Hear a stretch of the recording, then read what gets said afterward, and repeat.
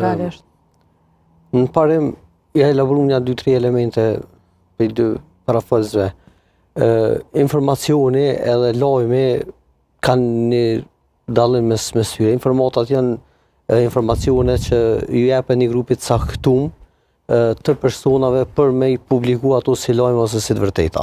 Lajmet janë krejt ato që janë pason edhe përmes mediumeve caktume,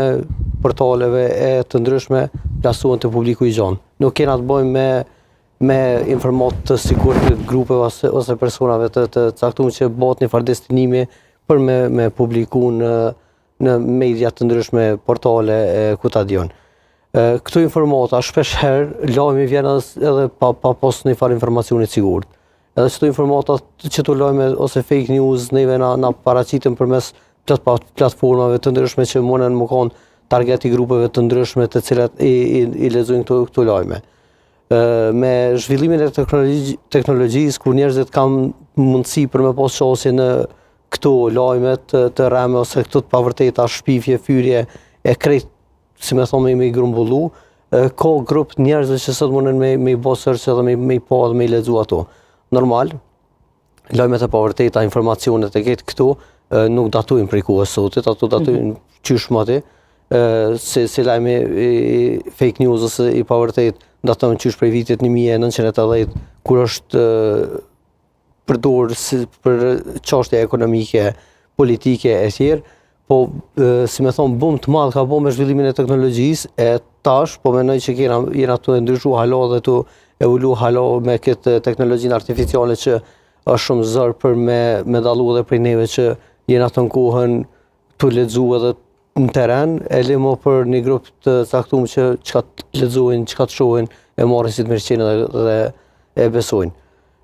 Lajmet e rreme ose të pavërteta, shpifjet, fyrjet që bëhen përmes mediumeve të caktuara ose përmes personave që shfrytëzojnë mediume të caktuara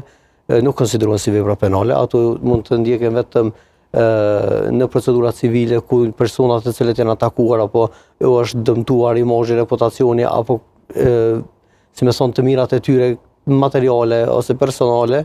përmes mediumeve ato mund të zhvillojnë procedurë vetëm pa di për kompenzimin e dëmit. Gjykata duhet të vërtetoj përkatësisht dëmin dhe nivelin e shkaktimit të dëmit që është shkaktuar për me vlerësuar një kompenzim sa më real për personat të cilët është atakuar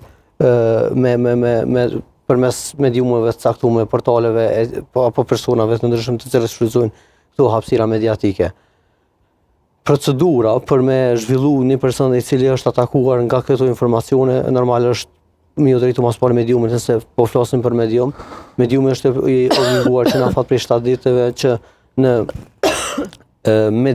periudhën kohore emisionin e caktuar të cilën është të bëjë këtë dezinformim ose lajmi pa vërtet, të paraqes rrethonën tjetër ose pretendimet e palës tjetër mbi ato që ta demantoj veten. Në rast se televizioni, portale apo kushdo që është përdorur për me përhap këto lajme nuk e bën të njëjtën, atëherë mund të paditet lidhur me kompenzimin e dëmit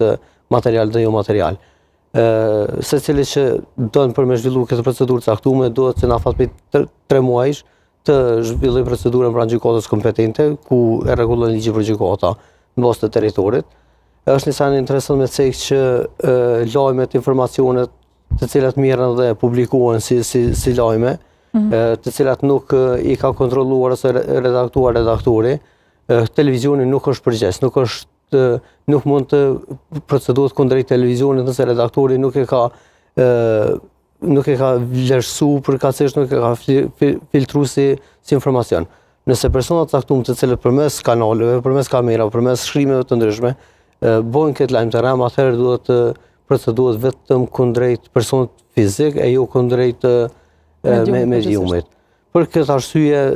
në rastet kur bëhet filtrimi informacionit nga mediumi, nga redaktori, kryeredaktori e tjerë dhe kë nuk e ka bëu, si me thonë filtrimin mirë, atëherë edhe mediumi mund të jetë cak i padis për kompenzim në gjykat. Po, ndërkohë zotëri Blakaj, nëse flasim përgjithsisht për këto çështje të dezinformimit, cilat janë ndoshta temat ku bëhet më shumë